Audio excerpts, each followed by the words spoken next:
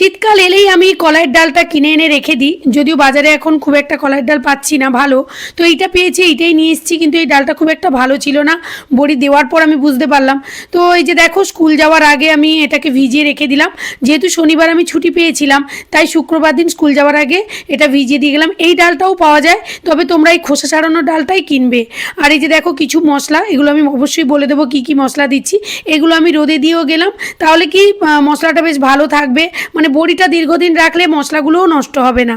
যে কোনো জিনিস রোদে দিয়ে রাখলেই কিন্তু জিনিসটা ভালো থাকে, তাই আমি বড়ি দেওয়ার আগে এইভাবে মশলাগুলোকে রোদে দিয়ে দিই। তো এই দেখো, স্কুল থেকে ফিরে এসে লঙ্কার বোখাগুলোকে ছাড়িয়ে নেওয়ার পরে আমি এগুলোকে মিক্সিতে পেস্ট করে নেব, তবে একেবারে মিহি পেস্ট করব না। তো আমি স্টেপ বাই স্টেপ সব কিছুই দেখিয়ে দিচ্ছি, তোমরা কিন্তু খুব সহজেই এই বড়িটা বাড়িতে দিতে পারবে। তো এই যে দেখো, এইভাবে আমি পেস্ট করে নিয়েছি। এদিকে দেখো, কলাইয়ের ডালটাকে যে ভিজিয়ে দিয়ে গেছিলাম, কি সুন্দর ভিজে গেছে। এবার এটাকে ভালো করে ধুয়ে পরিষ্কার করে নেব, মানে খোসাগুলোকে ফেলে দেব। তো এটা একটু পরিশ্রমের কাজ, তোমরা চাইলে খোসা ছাড়ানো কলাইও নিতে পারো। আর এই কলাইটাতে কিন্তু বড়িটা খুব ভালো হয়। তবে এবারে ডালটা আমি ভালো পেলাম না, আর একটু সময় যাক, তারপরে বাজারে ভালো কলাইটা পেলে আরও সাদা খুব সুন্দর কলাইটা পেয়ে যাব। তো এই যে দেখো, এবার আমি ভালো করে পেস্ট করে নেব। আর পেস্ট করাটা যদি তোমরা না পারো, পরে আমি একটা ভিডিওতে দেখিয়ে দেবো কিভাবে মিক্সিতে একেবারে শক্ত শক্ত করে কলাইয়ের ডাল বাটতে হয়। তো এই যে দেখো, আমি কিভাবে শক্ত করে কলাইয়ের ডাল বেটেছি, এটারও কিন্তু একটা নিয়ম আছে। তো আমি আজকে যে বড়িটা দেব, এটা কিন্তু ফুলকপির বড়ি। যদিও আমি কুমড়োর বড়ি, মানে চাল কুমড়োর বড়ি দিতে ভালোবাসি, আর চাল কুমড়োর বড়ি খেতেও ভালোবাসি, কিন্তু এই ফুলকপির বড়িটাও খেতেও ভালো লাগে। বিশেষ করে ফুলকপির বড়ি টক ঝাল দিলে খুবই ভালো লাগে। যে কোনো কিছু দিয়ে মানের বড়িও ভালো লাগে। তো সব কিছুই আমি তোমাদের সঙ্গে শেয়ার করব। তো আজকে আমি ফুলকপির বড়িটা শেয়ার করছি। তো দেখলে না, কেটে ধুয়ে নেওয়ার পরে এইভাবে পেস্ট করে নিলাম। অবশ্যই জল দিয়েই পেস্ট করবে।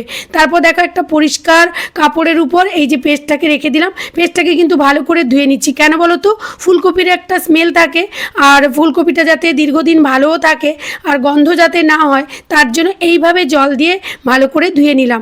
হ্যাঁ, অবশ্যই কাপড়টা যেন একেবারে পাতলা মিহি কাপড় হয়, নাহলে একটু বেশি ফাঁকা থাকলে কিন্তু এই পেস্টটা বেরিয়ে যাবে। তো ধুতির কাপড়টা নেবে, তাহলেই কিন্তু এইভাবে তোমরা পেস্টটাকে ধুয়ে নিতে পারবে।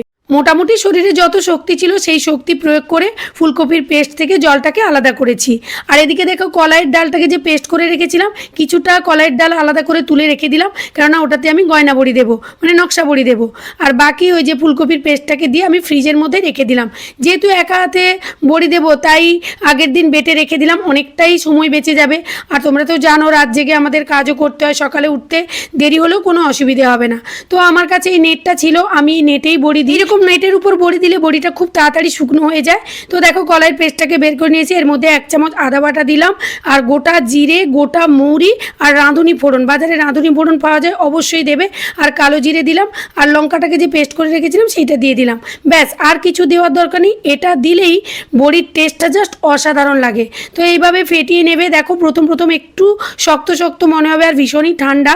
তো ভাবছো যে খুব ইজি, তা কিন্তু নয়, ভীষণ পরিশ্রম হয়। তো সঙ্গে আমার দিদিও একটু হেল্প করে দিয়েছিল, তবে দিদি বাড়ির অন্যান্য কাজগুলো করছিল, আমি বসে বসে এইভাবে ফেটিয়ে নিলাম। তো এইবার এরকম একটা বড় পাত্র নেবে, তাহলে ফেটাতে সুবিধা হবে। ফেটাতে যখন দেখবে কলাইয়ের পেস্টটা একেবারে হালকা হয়ে গেছে আর খুব ইজিভাবে ফেটাতে পারছো, তখন ভাববে যে হয়ে গেছে।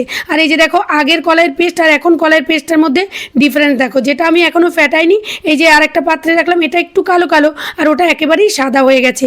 ডালটা যদি আর একটু ভালো হতো, একেবারেই সাদা ধপধপ করতো। আর আমার এই কলাইয়ের ডালের বড়িটা কিন্তু খেতে ভীষণই টেস্টি হয়। যা মশলা দিলাম তোমরা ওইভাবে বানিয়ে একবার দেখো। আর এটা কিন্তু মান দিয়েও বানাতে পারো, বা চাল কুমড়ো দিয়ে বানাতে পারো, ফুলকপি, বাঁধাকপি, যা কিছু দিয়ে বানাতে পারো। খেতে কিন্তু ভীষণই টেস্টি হয়, তবে অবশ্যই রোদে দিয়ে কিন্তু রাখতে হবে। তো প্রথমে আমি নুন দিইনি, নুন দিয়ে ফেটালে কিন্তু ভালো করে ফেটানো যায় না।